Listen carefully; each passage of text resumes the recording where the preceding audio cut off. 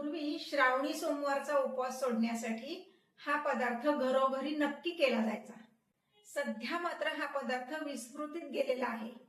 लग्नाच्या पंक्तीत पण ह्या पदार्थाला खूप मानाचं स्थान होतं. अगदी कमी इंग्रेडियंट्स मध्ये होणारा असा हा आंबट गोड पदार्थ ज्याचं नाव आहे सुधारस. नमस्कार, आऊचा खाऊ या युट्यूब चॅनलवर मी मेधा तुमच्या सगळ्यांचं मनापासून स्वागत करते. चला तर रेसिपी बघूया. इथे मी एक पातेलं घेतलंय, त्यामध्ये एक भांड एवढं साखर घेतली. अजून मी गॅस चालू केलेला नाहीये. एक भांड साखर, त्याला पाऊण भांड एवढं पाणी घ्यायचंय. पाणी जास्त घ्यायचं नाहीये, मोजून पाऊण भांड घ्यायचंय. थोडंसं आधी हलवून घ्यायचंय. आता मी गॅस चालू करणार आहे.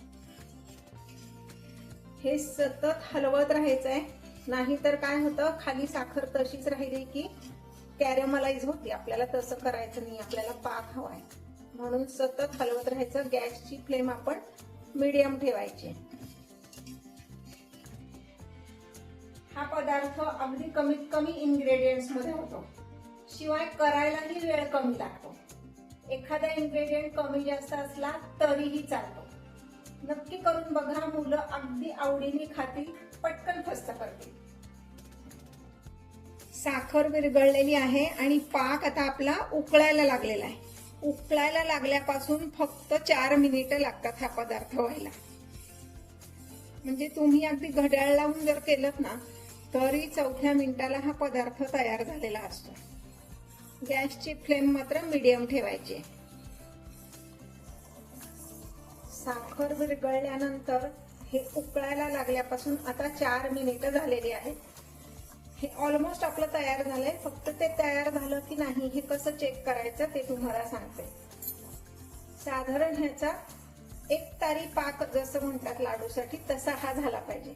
एका ताटलीत थेंब आपण टाकून बघणार आहोत. एक ताटली घ्यायची, त्याच्यावर हा पाकाचा थेंब घालायचा आहे आणि गार झाला की आपण ते असं बघायचंय. किंचित एखादी तार आली पाहिजे. अजून आलेली नाहीये, म्हणजे आपण अजून अर्धा मिनिट तरी हे शिजवायला हवंय.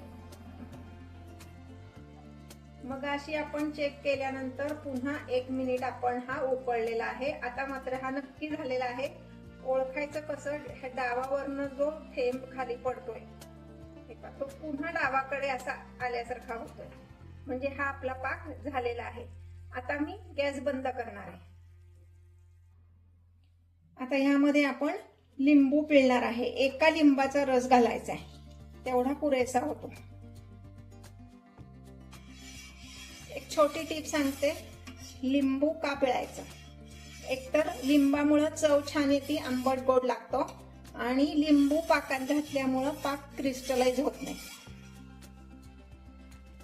आता ह्यामध्ये आपण घालणार आहोत वेलची पूड. आणि आता माझ्याकडे केशर काड्या नाहीयेत. तुमच्याकडे केशर काड्या असतील तर घाला, पण माझ्याकडे केशर सिरप आहे. ते केशर सिरप मी ह्यात घालणार आहे, 1 चमचा. त्याच्यामुळे रंग खूप छान येतो आणि चव ही छान लागते. आता आपण यात घालणार आहोत बारीक चिरलेलं केळ.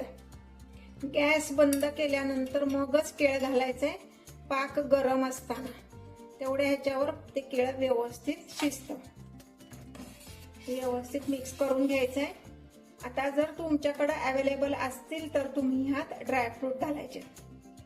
ड्रायफ्रूट किती घालायचे तर 2 काजू आणि 2 बदाम, याचे जेवढे तुकडे होतील तेवढेच घालायचे, तेवढे पुरतात. आणि साधारणपणे 10 ते 12 बेदाणे घालायचे. हा आपला सुधारस तयार आहे. इथे हा आपला सुधारस तयार आहे. लग्नाच्या पंक्तीत जेव्हा वाढतात तेव्हा हा पुरी बरोबर वाढतात. घरी तुम्ही पोळी बरोबर सुद्धा खाऊ शकता. करून बघा आणि कमेंट करायला विसरू नका.